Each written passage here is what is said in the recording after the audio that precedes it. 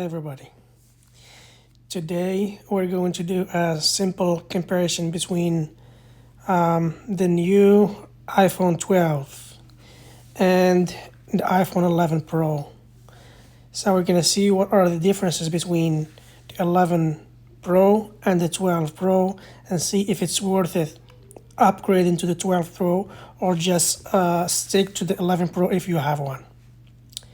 First, the 12 Pro, it comes with 5G, while the 11 Pro is only a 4G.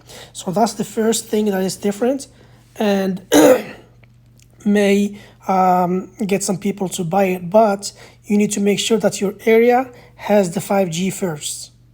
So you have to check with your carrier provider and see if you have the 5G first, then you can buy the 12.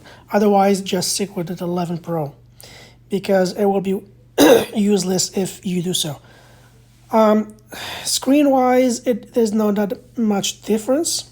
It looks like the new one is 6.1 and the 11 Pro is 5.8, so there's not that much difference.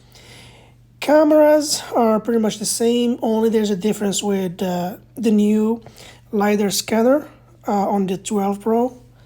That's the only difference that they add. As you can see, the white dot, that's the new scanner they added, but both of them are the same functions, and that's the LiDAR scanner they added on the 12 Pro.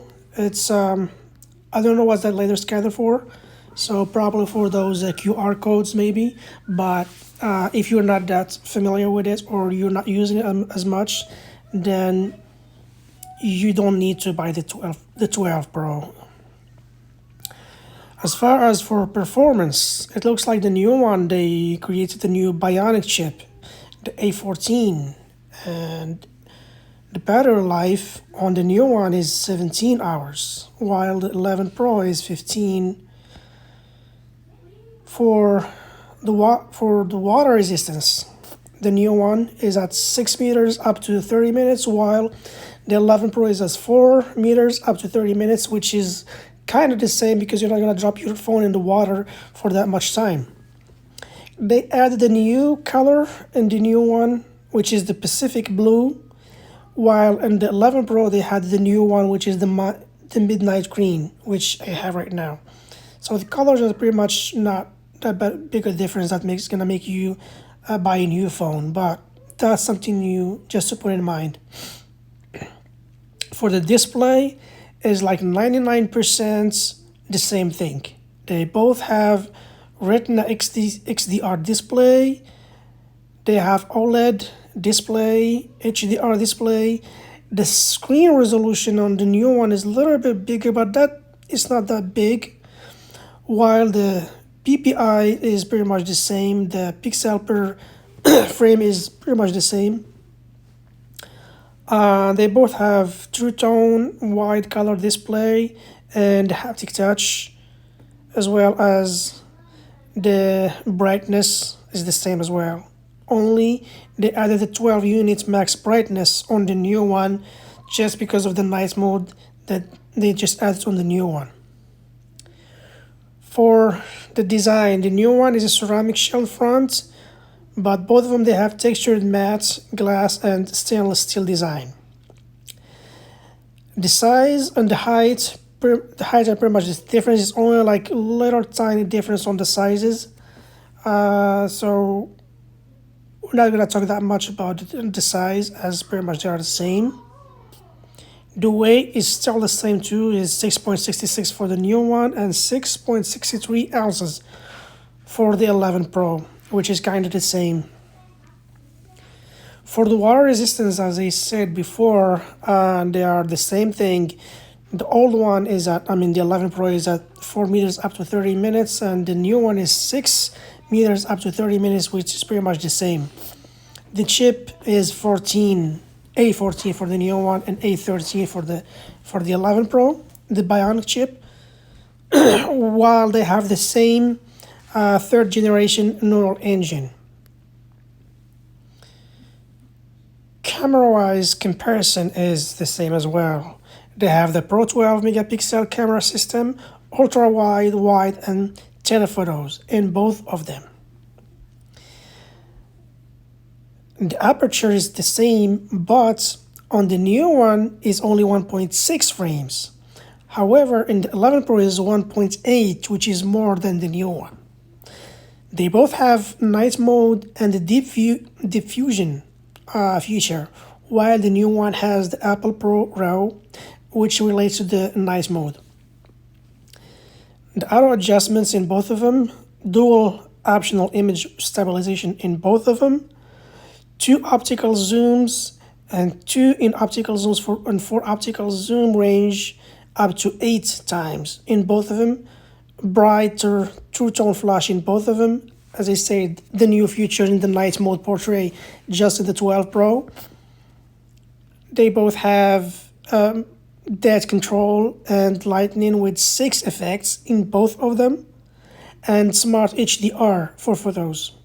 For videos, they both have 4K video recording at 24 frame per second, 30 and 60 frame per second.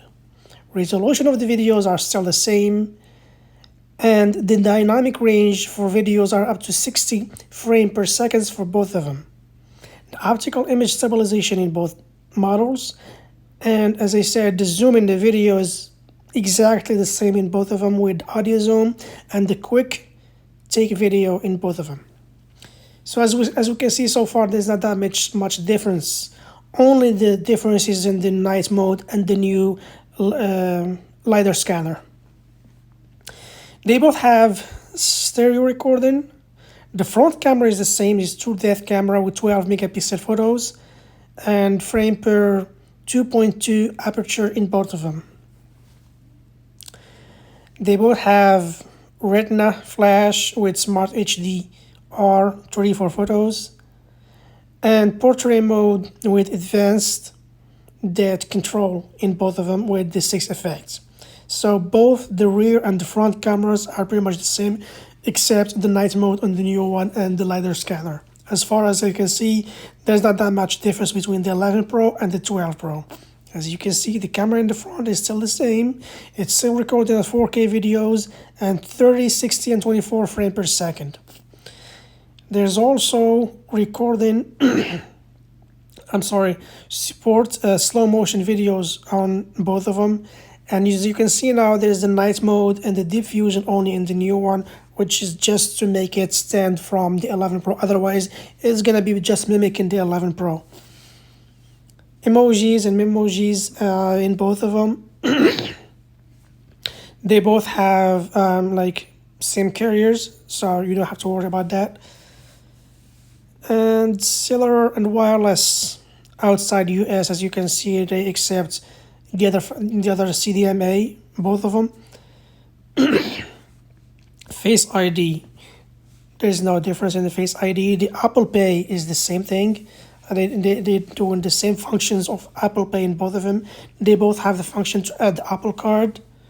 Video calling, they have free FaceTime in both of them. Video calls over cellular in both, except on the new one you can do FaceTime HD over 5G if you have it. Audio control is the same, Siri is the same. Only the difference, as you can see, the battery life on the new one is less than the 11 Pro.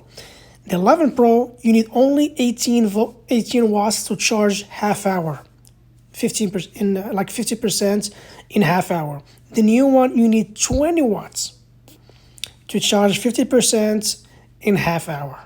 So that means the battery power or the performance of the battery and the 11 Pro is better than the 12 Pro.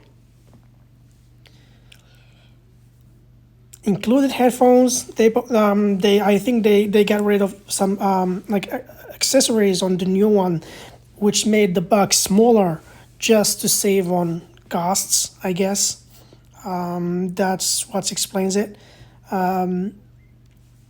I saw the box, it looks a little bit small than the regular box for the iPhone.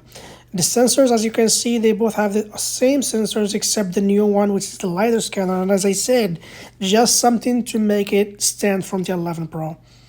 SIM cards and everything, as you can see, everything is the same except the Mega Safe, which added the new feature so you can have like a stickable wallet in your 12 Pro so you can put your cards in it, which is something that I don't see a lot of people will do it, because the magnetic field, it's not trusted enough to have your cards stick it to your phone, and you can have your phone in public while people can see your cards. So I think that's not something that people will use, but it's all up to you. And this is the comparison between the 12 Pro and the 11 Pro, and I hope you enjoyed it.